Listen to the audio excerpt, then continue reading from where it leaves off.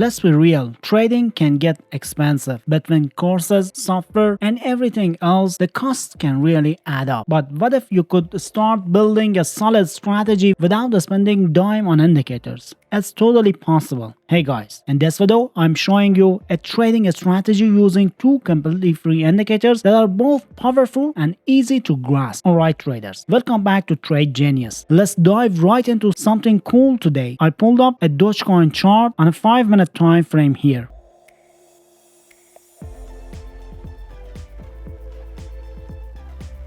But hey, feel free to use whatever market you like. Forex, crypto, stocks, it's all good. So we're going to talk about a really neat indicator. It's free, it's powerful, and it's surprisingly easy to use. It's called Fromo Channel. Getting it on your chart is a breeze. Just pop over to the indicator section, the little menu where all the magic happens.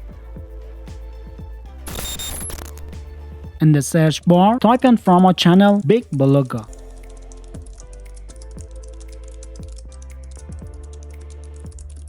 Hit enter and find it in the results. Give it a click and boom, it's on your chart. Easy peasy. The secret sauce behind this is something called a fractal adaptive moving average. We call it Fromo for short. Moving averages are something most traders are familiar with, but the Fromo is like the super smart cousin of your regular moving averages. It's constantly learning and adjusting the market's behavior. So if the market's really choppy and volatile, the channel will widen, and if it's trending smoothly, the channel will narrow. It's like it's reading the market's mood and adjusting its boundaries accordingly. But before we use the Fromo channel in our strategy, we need to make some quick adjustments so we can see it properly with its color coding. It's a simple tweak. Just right click everywhere on your chart, head down to the settings,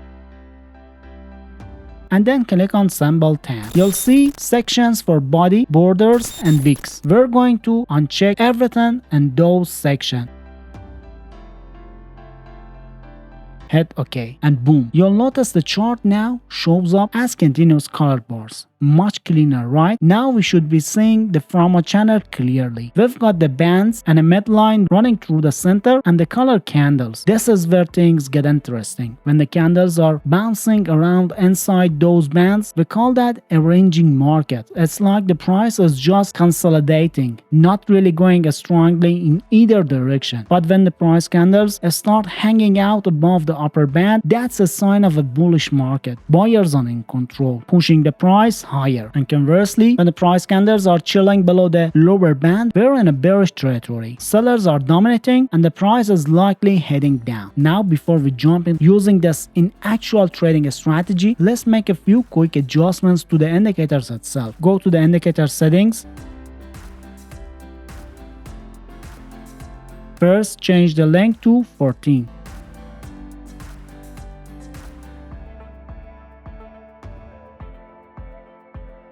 Then set the band distance to 1.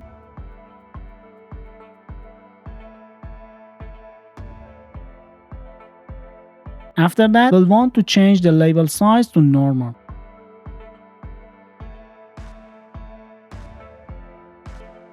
And finally, let's change the neutral color to white. This will make it stand out better against most charts backgrounds. Now we don't need to mess with anything in the style section, so we're all good there. With those adjustments made, we fine-tune our Fromo channel and are ready to start exploring how we can use it to find potential trades. But before we dive into a specific trading examples, there's a crucial point I need to emphasize. In pretty much any indicator-based strategy, you'll want at least one confirmation indicator. This helps filter out false signals and gives you more confidence in your trades. So for this strategy, we're adding the Aaron histogram plus CMO indicator to our chart. Again, just head over to the indicator section and search for it and add it to your chart.